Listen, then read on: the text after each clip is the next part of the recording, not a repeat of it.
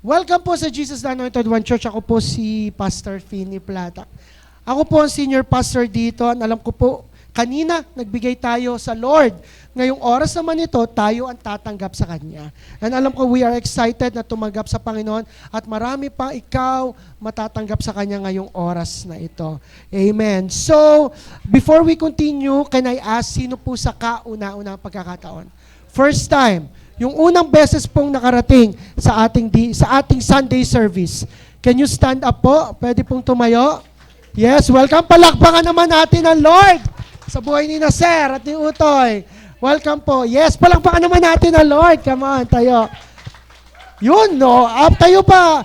Yan. Taas lang ang kamay, taas ang kamay. Pwede bang i-high natin sila, yung katabi, i-high five mo, at i-welcome mo siya dito. Welcome, sir. Ako nga pala po ay pastor dito. Ano ba nangyayari sa akin? Lay hands mo nga ako, Pastor Aldrin. Yan. Pwede na kayo umupo. Sa mga nanonood online, welcome na welcome po. We don't talk about religion because we don't care about religion. We just believe in a happy and passionate relationship with Jesus Christ. Kasi si Jesus po ang namatay para sa iyo, hindi yung nagtayo ng relihiyon. Amen po ba? Before we continue, pwede bang request lang, tumayo ulit tayo ngayong oras na ito as we declare our calling verse. Luke 4:18 up to 19. 1, 2, 3, go. The Spirit of the Lord is upon me, because He has anointed me to preach the gospel to the poor. He has sent me to heal the brokenhearted, to preach deliverance to the captives and recovery of sight to the blind, to set at liberty those who are oppressed, and to proclaim the acceptable year of the Lord, for our God is Jesus, the Anointed One. And that's declare. Declare kung sino ka. Our culture. 1, 2, 3, go. I am a blessing. I am anointed. I am a deliverer. I am a good follower. I don't destroy, I build. I am not seasonal. I appreciate everyone and everything. I am part of something big. I am in partnership with Christ. And I am not extreme. Anong panghuli natin? I am not a marites. Yan. Umupo na uli kayo ngayong oras na ito. And i-recap ko lang ang ating theme, which is supernatural hunger. Sabihin nyo nga, supernatural hunger. Meron kang kakaibang pagkagutom sa Panginoon. 3 weeks ago, pinag-usapan po natin, story ni Jesus at nung Samaritanong woman, pinapakita lamang na si Jesus ang ating source at si Jesus lamang ang magpupuno kapag tayo ay natapon. 2 weeks ago, we talk about sa buhay natin, forever na to, makakaranas tayo ng battles and pinag-usapan natin doon yung temptation ni Jesus Christ nakasama, for 40 days and 40 nights, nakasama si Satan. And last week, pinag-usapan naman natin yung napaka-pandak na si Zacchaeus, na tinagpo niya si Jesus. And siya yung nagkaroon ng desididong pagsuko. Ano nga yung dalawang bagay na yon? Desididong pagsuko ng pinansyal at desididong pagsuko ng pride. And last Friday, natapos na po ang ating 7 nights Jericho March. Palakpakan naman natin ang Lord. Sino po dito naka-attend ni isang beses? Ganon? Sino dito naka-attend ng 7 non-stop? Kukunti umattend. Sino umattend ng Jericho March? Taas ang kamay. Yan, marami naman eh. Encourage you po, pag may ganun opportunity, pumunta po tayo. Iba ang presensya ng Lord sa ganun. Iba, di ba? So, kung pinag-usapan natin last week si Zacchaeus, ngayon naman, pag-uusapan natin ay si Bartimaeus. Si Bartimeo. Yan. Buksan po natin ating Bible sa Mark 10. Open your Bibles kung dala nyo po ang Bible nyo. Alam nyo, napaka-powerful nito. Open nyo po ating Bible sa inyo sa cellphone sa Mark 10, beginning verse 46.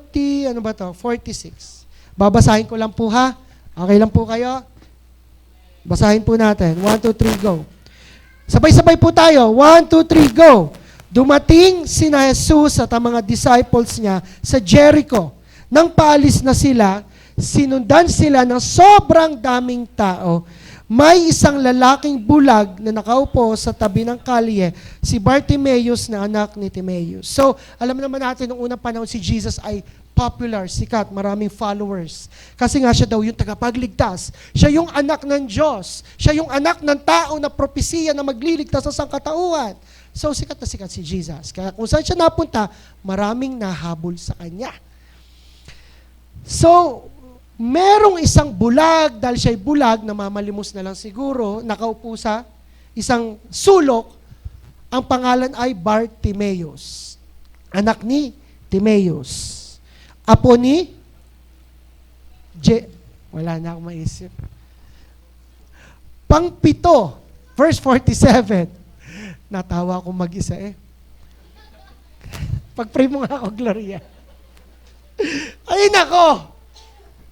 Nang marinig niya na dumaan si Jesus na taga Nazareth, sumigaw siya, Jesus! Anak ni David! Sabi, sumigaw eh. Maawa kayo sa akin! Next verse. Pinagalitan siya ng mga tao at sinahibing tumahimik ka. Kaingay-ingay mo. Pero lalo pa niyang nilakasan ng sigaw. Anak ni David! Maawa kayo sa akin! Mas nilakasan pa daw. Sabi, mas nilakasan eh.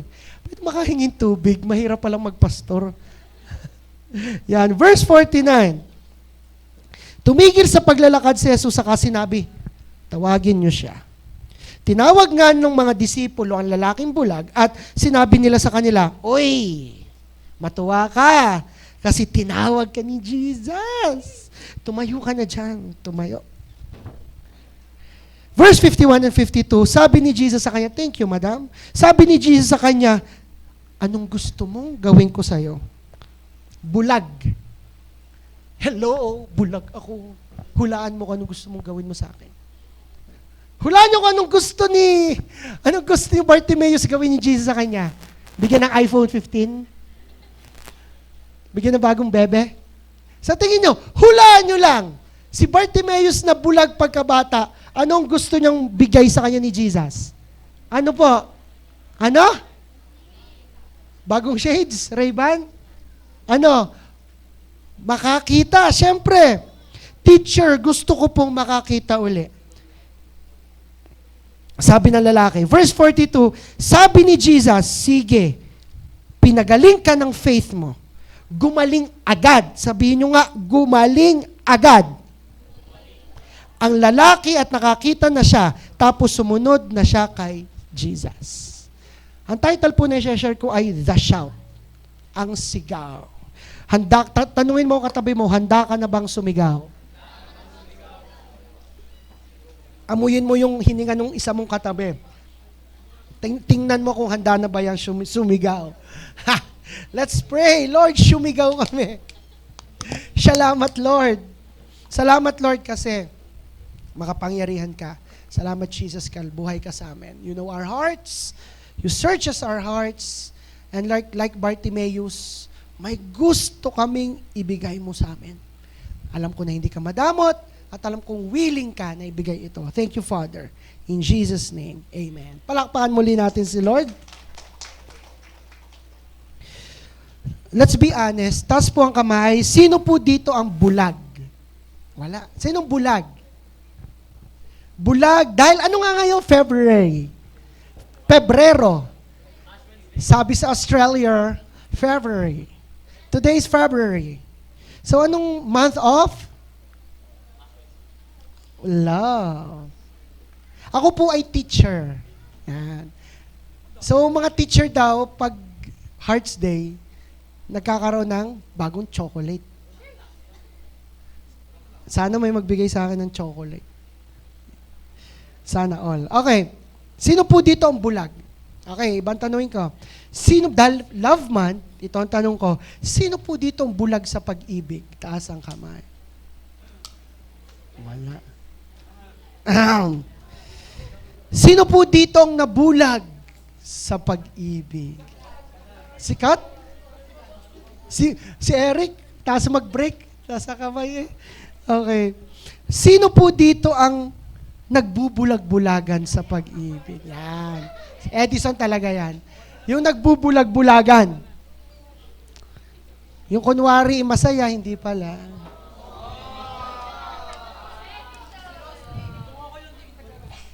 Kunwari siya lang pero meron pang isa. Yung mga ganun nagbubulag-bulagan sa pag-ibig. Yung kunwari kayo na pero may iba palang isinasakay sa motor. Ayun mahirap. E-bike na. E-bike na.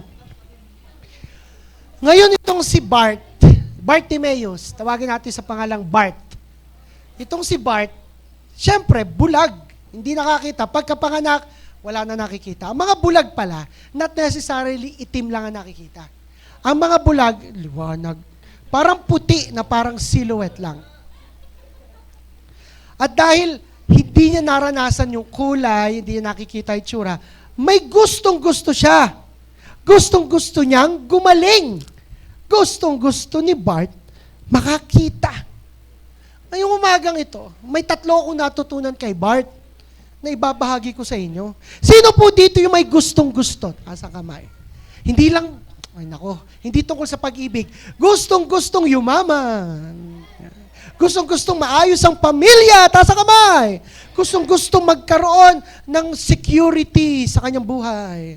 Kapayapaan, peace of mind, peace of heart, peace of the lungs, lahat na.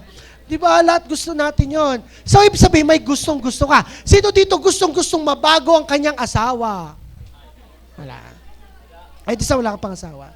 Sino dito gustong mabago ang kanyang mga anak? Sino dito gustong madala ang kanyang pamilya dito sa church? Gustong-gusto, di ba? Ganito pala yan, gaya ni Bartimaeus. First, next. Kapag may gustong-gusto ka, sisigaw ka talaga. Di ba? Doon po sa luma naming inuupang apartment, sa mga nakakalam, doon po yun sa may South Star, doon sa corner, doon sa kalye na may puno na may pag may nag-aaway na taga-central, magsusuntukan doon.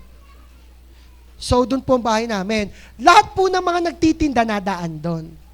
At kapag alam niyo yung mga naglalako, nasigaw, taho! Di ba? Taho! Sa umaga. Tapos mamaya, may sisigaw din doon ng mga suki. Sariwang tilapia, 100 ang kilo. Ginataang balunggong. Ginataang kamatis, ginataang niyog, 100 ang kilo, lahat na. 3:00, ang sisigaw naman doon, ano nga yun? Siomay, siopaw! Alam niyo yun, di ba? Siomay, naniisa, dahil naririndi ako, hindi ako bumili. Doon sa aming bagong inuupahan ngayon, dahil nga papasok siya, walang masyadong nadaan. So, na-miss kong bumili ng taho, ng ice cream. Di ba yung, paano mo malalaman na ice cream ang tinitinda?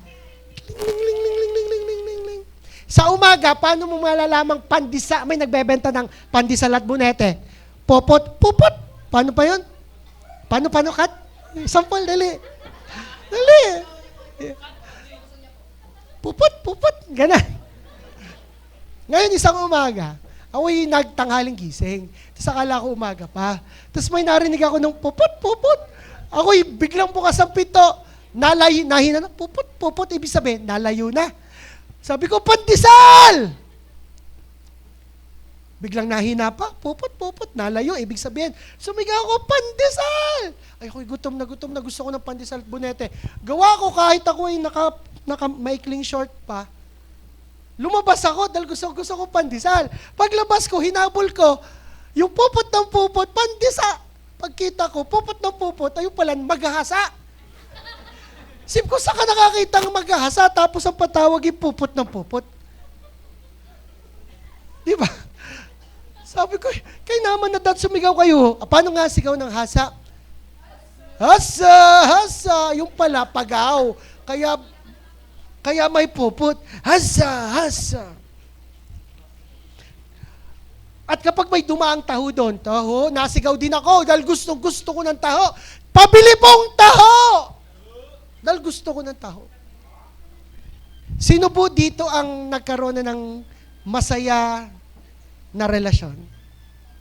Yan. Sa Lord. Naalala nyo ganong sinagot ka niya? Lloyd, naalala mo yan? Ayan. Di ba minsan pag yung mag-usap kayo, parang, Anthony, naalala mo? Ay, sabi mo na, Hoy, tigil mo ng panliligaw mo sa akin. Ayoko nga. Bakit? Basta, itigil mo na. Ayoko nga. Ako'y kahit ilang taon kasi mahal kita. Wag na nga. Alam mo kung bakit? Bakit? Kasi tayo na. Napanood ko yun, yung lalaki napasigaw. Yeah! Naalala ko nung sinagot, hindi ko makakalimutan yung ako'y sinagot ni Pastora Rocky. Nandiyan ba si Pastora? Lumabas si Pastora. Ba't nalabas yung mga yon? Walang lalabas ha. Naalala ko sa SM Lucena. Tapos may pa-letter pa siyang nalalaman. Nakasulat na series of notes. May Bible verse. Tapos ang huling sinabi ikaw ang God's will for me. Pagtingin ko, ano ibig sabihin nito? Ano ibig sabihin nito? Sabi niya, hindi tayo na. Alam mo yun, napasigaw ko, I love you, Rocky! Sumigaw ang puso ko. Kasi nakakahiya. Sisigaw ako sa SM Lucena, sisigaw pangalan, yes, kami na! Huy, kami na! Sabi nila, sino gari? Kami na! Diba, kapag may gustong-gusto ka, mapapasigaw ka. Diba? Sabi nga doon sa verse 47 next, diba? Nang marinig niya na dumadaan si Jesus, gustong-gusto ni Bart na maranasan si Jesus. Uhaw na uhaw, gutom na gutom si Bart sa presensya ni Jesus. Dahil gusto niyang makakita. Ano ang ginawa? Nakaupo. Ganito ba ang ginawa? Kunwari nakaupo, pwede kang ikaw ang tumawag doon kay Jesus para sa akin. Hindi ganun ang ginawa ni Bart. Ano ang ginawa ni Bart? Siya ay sumigaw. Ito ang tanong ko. Gaano mo kagusto si Jesus sa buhay mo na mapapasigaw ka nga? Palakpakan mo nga si Jesus ngayong oras na ito. Mahina. Ulitin ko, palakpakan mo nga si Jesus.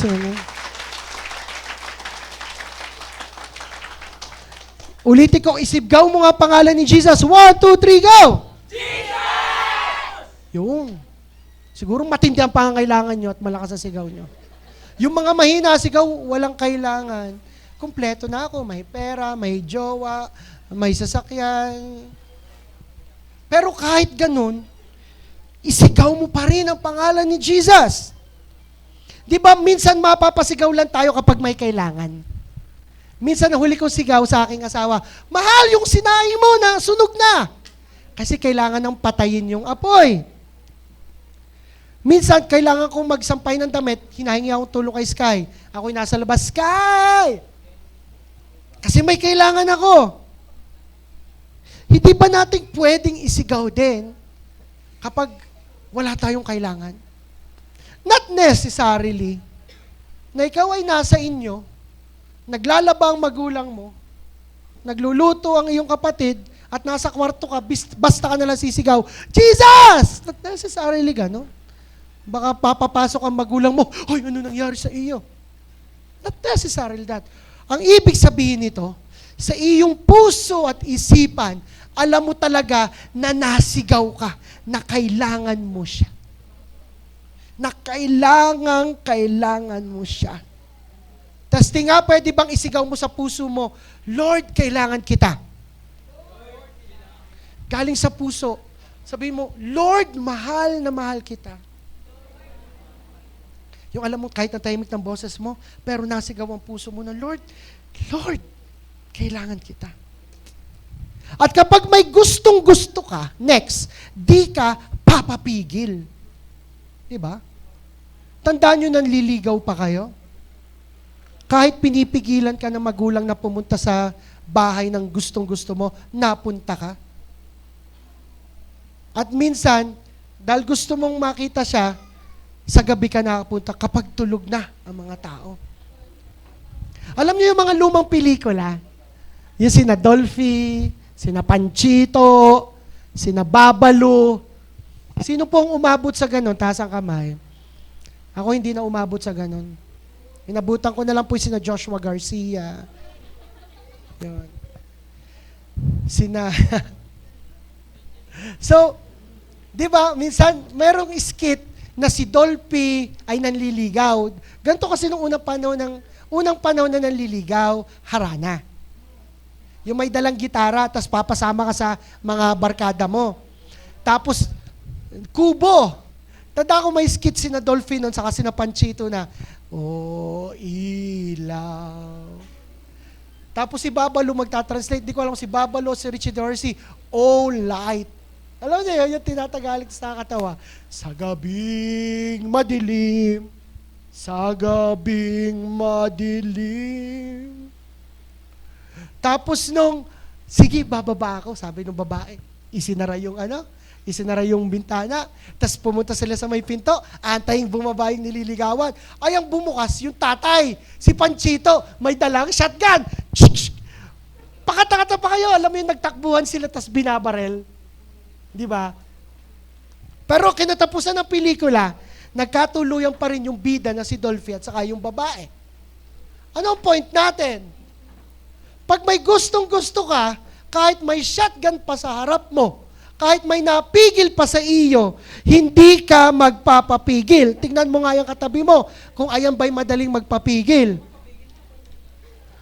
Sabi sa verse 48, next, Jamay, pinagalitan siya ng mga tao at sinahibing, tumahimik ka, huwag kang magsisigaw dyan. Pero anong ginawa niya? Opo, ganun ba ang ginawa niya? Na parang asong nahampas, hindi na ako iimik. Ganun ba ang ginawa ni Bart? Ganun ba? Hindi. Anong ginawa ni Bart? Lalo pa niyang nilakasan ang sigaw. Ulitin ko, lalo pa niyang nilakasan ang sigaw. At anong sinigaw? Anak ni David, maawa po kayo sa akin. Siguro, tumahimik ka dyan, nakailang ganon. Pero, hindi siya nagpapigil kasi gustong-gusto niya. May gustong-gusto siya. At ganon din ikaw. May gustong-gusto kang makamit galing sa Lord. Gustong-gusto mo siyang maranasan. Gustong-gusto mong pagpapala. Gustong-gusto mo dito. Pero di ba maraming napigil sa'yo? Unang-una, gustong-gusto mong pagpalain, pero pinipigil lang ka ng maling kaisipan. Gustong-gusto mong umatan sa church, pero pinipigilan ka ng iyong magulang. Gustong-gusto mong mabago ang buhay mo, pero pinipigilan ka ng barkada mo na sira ulo. Marami kang gusto mangyari sa'yo, pero marami ring napigil. Ito ang tanong ko, titigil ka ga o mas lalo pa? Tingnan mo, tanungin mo ang katabi mo. Tanungin mo, titigil ka ba? O mas lalo pa? Isa sa pinagpe-pray natin dito sa church, yung battle against religious spirit. Yung matinding religious spirit na pumipigil sa mga tao na maranasan ng Lord sa lugar na ito. Pero we know, hindi tayo papapigil. Tingnan mo katabi mo, hindi yan nagpapapigil. Magpapakabait na ako ng Sabado, makatan lang ng Linggo.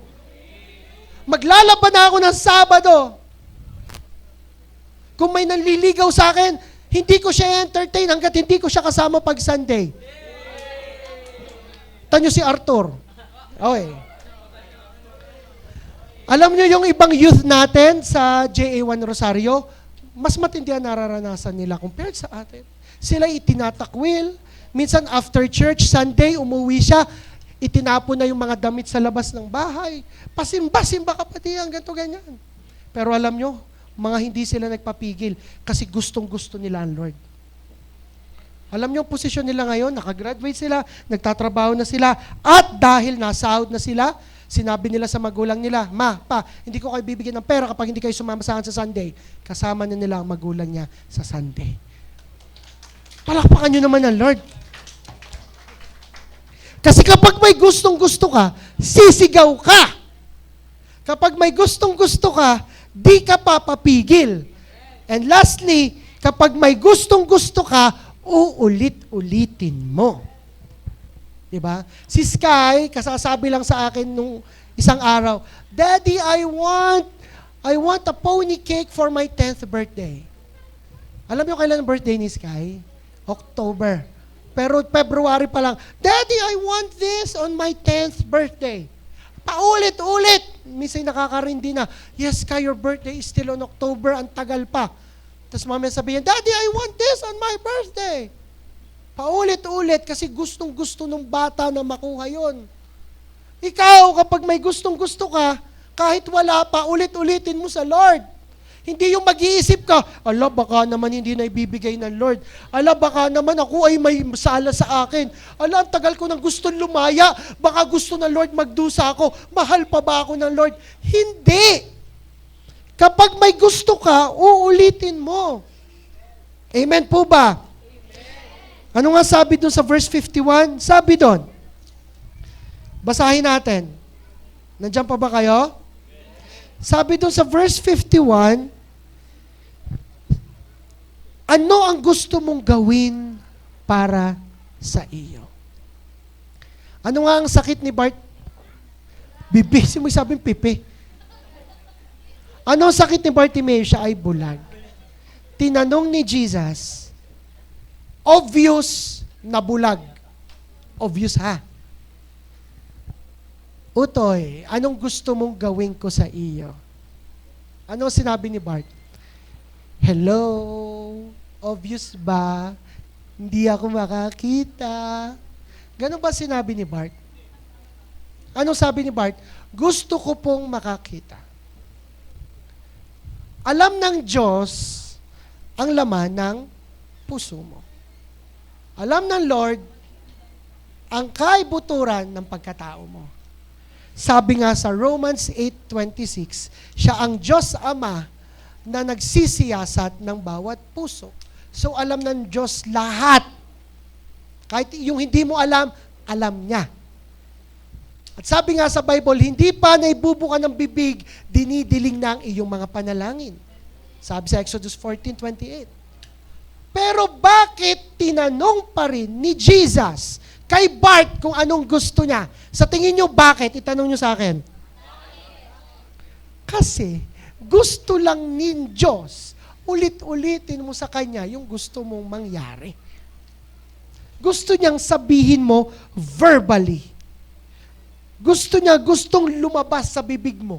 Non-stop, persistent. Lord, gusto ko mabayaran namin ang utang namin. Lord, gusto ko ng bagong bahay. Like sa mga hindi nakakalam ng testimony ko, for 4 years, I am praying for an iPhone 12. Nagkaroon ng iPhone 13, nagkaroon ng iPhone 14, iPhone 15, wala pa rin dumating. Pero non-stop akong nahingi sa Lord at sa ika-4 na taon, hindi pa niya binigay. Ang binigay niya ay mas maganda, Google Pixel Pro 7. Non-stop nahingi. And hanggang ngayon, non-stop akong nahingi. Lord, pagalingin mo ang sakit karamdaman ko. Non-stop akong nahingi. Lord, bagong bahay. Bagong bahay. Non-stop. Inuulit-ulit. Sino dito ang anointed? I am anointed. Taas ang kamay. Alam nyo ba ang kapangyarihan ng anointed? Ng prayer? Ng prayer ng anointed? Kapag daw, example, kapag may pinag-pray ako sa sarili ko, Lord, gusto ko po nito. Hindi usually agad binibigay na Lord. Pero pag sinabi ko, Lord, bigyan mo si Sheila nito, mas mauna pa yung kay Sheila kaysa sa akin. Kasi usually, mas dinidiling ng Lord kapag nananalangin tayo sa iba. Kaya nyo nakakatuwa. Kasi, ang AA group, ang life group ng aking mami, tuwing 3:00 ng madaling araw, nananalangin, online. Tas lagi daw kami binabanggit ako, si Rocky, J1 Matasakahoy, leadership dito, laging nananalangin. Non-stop, pagpalain niyo po J1 Matasakahoy, si Pastor Finis, si Pastor Rocky, yung mga leaders, Lord, maraming mawin, ganun. So nakakatuwa na may iba palang tao na nananalangin sa atin. Kaya pala protected tayo, spiritually. Kasi may mga ganung nagpe-pray sa atin. Why stop praying? Di ba? Ba't ka titigil? Sino dito yung madaling sumuko? Honestly. Yung kapag wala na ala, ayoko na. Wala? Talaga? Sino dito? Minsan. Sino dito yung kapag hindi na agad nakamta ng ikalawang araw, nasuko na? Sino dito yung kapag hindi agad nakuha, aayaw na? Talaga. Pag daw sa Lord, kahit wala pa, hinihiling pa. Kasi ang Diyos natin ay faithful up until the end. Hindi tapat hanggang sa gitna. Hindi tapat sa simula. Tapat hanggang sa huli. Paano mo mararanasan ang kabutihan ng Lord kung titigil ka sa gitna? Nagagets po ba? Tandaan mo, anointed ka. You have the spiritual power na kahit anumang banggitin mo sa Lord, matatanggap mo. And this proves it. What if hindi tayo nagbabasa nito? What if pinipigilan tayo na magbasa nito? Saan natin maintindihan yung power na nasa atin? 'Di ba? What if mas nakababad tayo sa social media kaysa dito? I'm not saying wag mag-social media. What if wala tayong alam na pangako ng Lord? Nalulungkot ka? Sabi ng Lord, I am close to the brokenhearted. Paano pag hindi mo yun alam?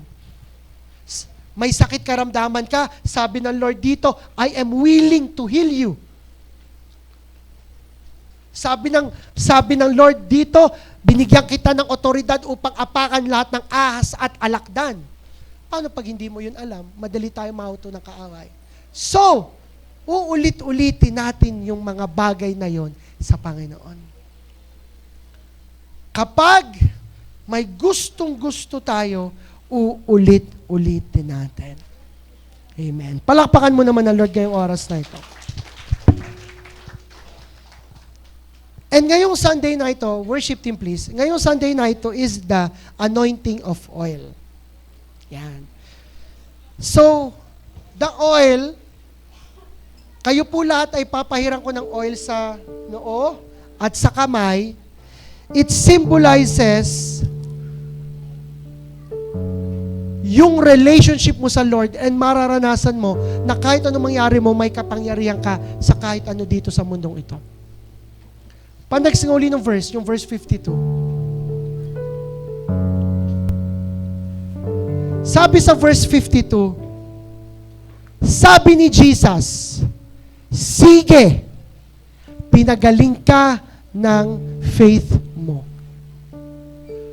Gumaling agad ang lalaki at nakakita siya. Tapos, sumunod siya kay Jesus. Keywords, pinagaling ka ng faith. Sino nanampalataya? Si Jesus at si Bart. Gumaling si Bart dahil nanampalataya si Bart. Number 1, pipila ka dito, i-anoint ka. Maniwala ka, manampalataya ka. Kung ano man yung prayers mo, ano gusto mo mangyari ngayong 2024, manampalataya ka, makakamtan mo. Gagaling ka sa faith mo. Tapos sabi doon, gumaling agad ang lalaki at nakakita siya. Walang sinabi doon na nilapatan ng kamay ni Jesus at bigla na lang nakakita. Ang sabi doon, sinabi lang ni Jesus, pinagaling ka ng faith mo, salita lang, at biglang mumulat ang mata ng lalaki. Alam nyo, sa pananampalataya mo sa Lord, kung ano man yung kahilingan mo, makukuha mo. May sitwasyon ka ngayon sa pamilya mo, makukuha mo yung kaayusan nun. May kahilingan ka na matagal na, makukuha mo yun. Basta manampalataya ka. So ngayong oras na ito, isigaw mo ang puso mo sa Kanya at lumapit tayo sa Panginoon. Tumayo tayo ngayong oras na ito.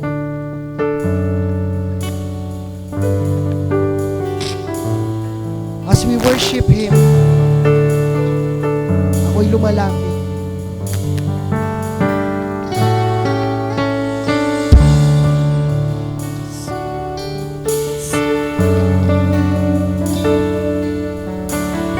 Lumukong at pumikit, hawakan mo ang puso mo at sabihin mo ang panalangin ito. Sabihin mo, Panginoong Jesus, Jesus, lumalapit ako sa iyo, lumalapit ako sa iyo. humihingi ng tawad Humihingi ng tawad sa aking kakulangan, sa aking kakulangan, sa aking kasalanan, sa aking kasalanan, sa aking kahinaan. sa aking kahinaan. Patawarin niyo ako. Patawarin niyo ako. Naniniwala ako Naniniwala ako na ikaw ang aking Diyos, na nagkatawang tao, na nagkatawang tao, na matay inilibing, namatay inilibing, muling nabuhay, muling nabuhay, kasi mahal niyo ako. kasi mahal niyo ako. Ngayong oras na ito, Ngayong oras na ito, tinatanggap kita tinatanggap kita bilang tagapagligtas bilang tagapagligtas at Panginoon ng aking buhay. at Panginoon ng aking buhay. Tulungan niyo ako Tulungan niyo na manampalataya na manampalataya sa mga mabubuting bagay sa mga mabubuting bagay at sa kahilingan at sa kahilingan ng aking mga panalangin. ng aking mga panalangin. Salamat po. Salamat. Lapit ka sa Panginoon ngayong oras na ito.